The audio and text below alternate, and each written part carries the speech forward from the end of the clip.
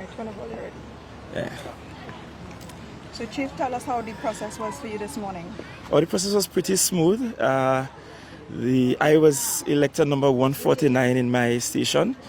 And for a rural area like Speyside, that is pretty high at this time of the day. Usually we will get a surge in the late afternoon hours, but it meant that we have had quite a number of voters early this morning. And that's 149 in the polling division that I voted in, because this station carries 2 divisions as it is. Any hiccups this morning? I understand there were some issues. Yes, there were issues in the west. The process for appointing sub-agents is one where the party, by way of letter to EBC, will list and appoint those sub-agents 5 days prior. We in fact did that. Sub-agents are the ones that replaces polling agents in the polling station to observe on behalf of the party. So for example, if your polling agent needs to use the washroom or to eat or to take a walk or to relieve themselves, or if they are late, a sub-agent can act on their behalf. Despite doing that, today our sub-agents were not allowed access to the station. And so we had to call Mr. Parisian out, because we did what was required based on the regulations and the law. And there's absolutely no reason why our sub-agents were not allowed inside. That's unacceptable, and I think that's something EBC will have to look at in their post-mortem of the events, because it is critical. It meant that in a few areas we weren't able to witness the opening of the ballot boxes this morning and the envelopes in time, because sub-agents were there. The polling agents were not there. We could not get the sub-agents inside because EBC did not do the necessary in informing the presiding officers at the polling stations that these were in fact our duly appointed sub-agents.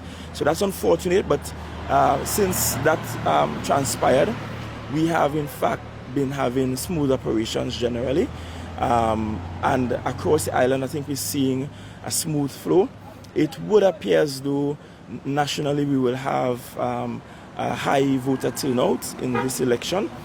I didn't think that was what would happen initially, because the initial days post the calling of the election were pretty quiet and mild, but certainly we are experiencing generally a higher turnout, and if that continues during the day, it means that we could look at numbers that might be more consistent with a teacher election than a general election. As you would know, Tobagonians tend to vote in larger numbers for the teacher than the general. We look as though we will have a high turnout today. So Chief, we're hearing reports about salt at polling stations. Have you heard those reports, and what do you think of it? I've heard the reports.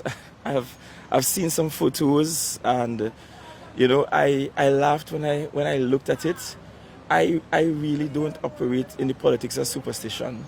And yes, we may, in a very jocular manner, talk about people's use of quote-unquote obia for elections and so on.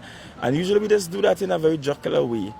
But I don't concern myself with those things really, because I operate on the basis of strong faith in God. And I believe God has brought me and my party to this place, and God will take us to the next level. So I don't worry too much about those things. It's believing in folkloric traditions of Tobago that salt somehow cuts witchcraft. So I guess if salt was poured and salt in fact cuts witchcraft, then it's all our benefit. Not so. Do you think that it could be chalked up to voter intimidation?